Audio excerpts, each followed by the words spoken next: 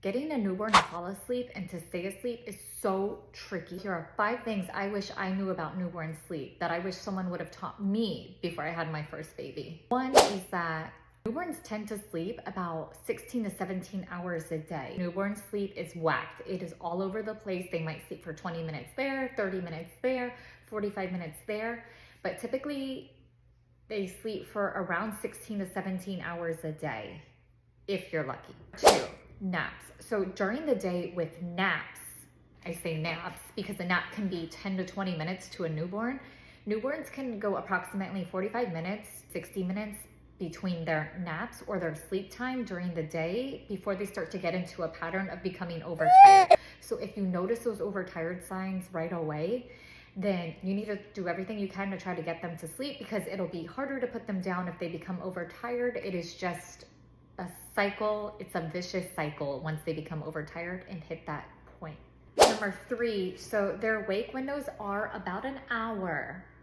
So this kind of corresponds to naps, but their wake windows are about an hour to an hour and 15 minutes throughout the day or throughout the night before they hit those overtired points. Number 4, newborns love an environment that mimics the womb most of the time.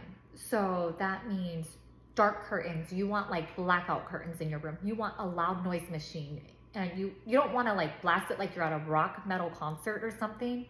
You do want it quite loud because they're used to hearing loud whooshing noises in the womb. You're trying to mimic the womb in the 4th trimester to get them to sleep a little better. They like warmth. So that's why a lot of times they want a contact nap and sleep on you. And the moment you transfer them to the crib, they feel that change in temperature and they wake up instantly and they know exactly what you're doing. 5, people say it's not possible to get your newborn on a routine. It is possible. Their sleep patterns might come out a little whacked when they are first born. So they might be up all night and then sleeping during the day because their days and their nights are switched, which is completely normal. But building a routine throughout the day, like allowing more daylight to come in, letting them know this is light, daylight, we can be more awake. And then at nighttime, keeping it darker, using red light.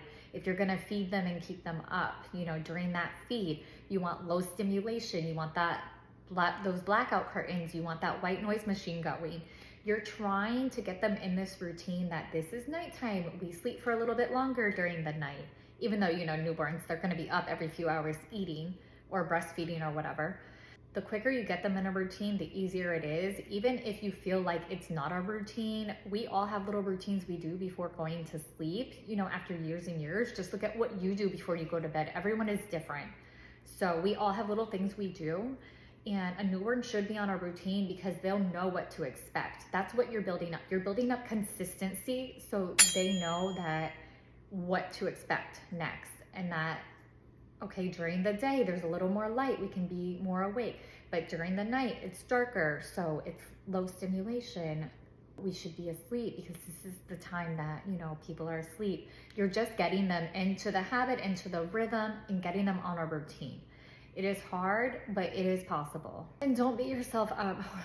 Newborn stage, it is incredibly difficult. I have a preschooler, a toddler, and a baby.